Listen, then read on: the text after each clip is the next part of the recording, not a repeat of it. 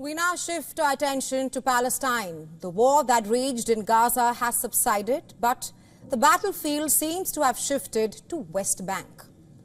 The recent ceasefire in Gaza brought a momentary sense of relief for the Palestinians. For more than a year, Gaza was under relentless bombings, leaving over 47,000 people dead and displacing nearly the entire population.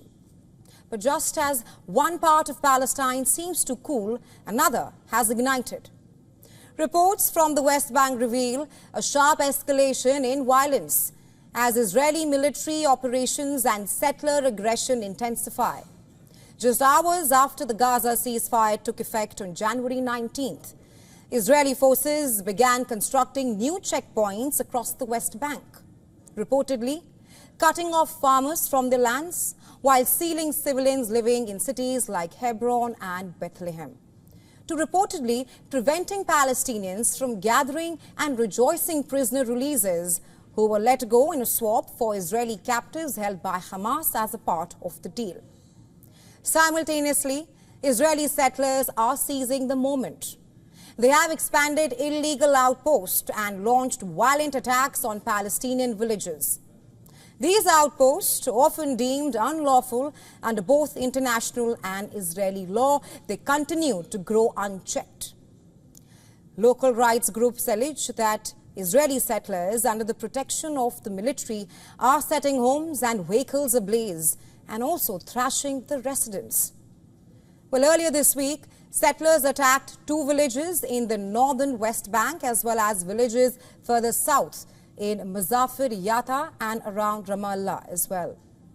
This surge in violence coincides with shifting global dynamics.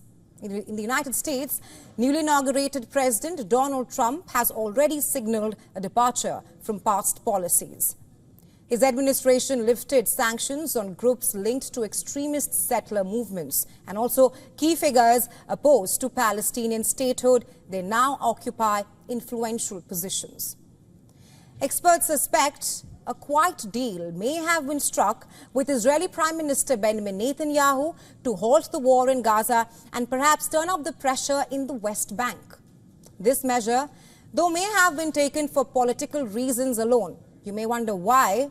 Because, reportedly, the potential for an Israeli operation in the West Bank as well as the growth of illegal settlements could have been done to incentivize Israel's far-right finance minister, Bezalel Smotrich, so that he could perhaps remain in Netanyahu's frail coalition, rather than pull out and collapse the government as a way to go against the ceasefire in Gaza.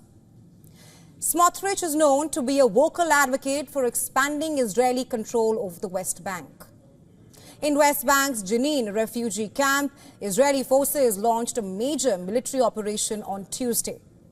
The operations continued for the third day in Jenin and surrounding areas. At least 12 people have been killed and 40 injured so far in the operation.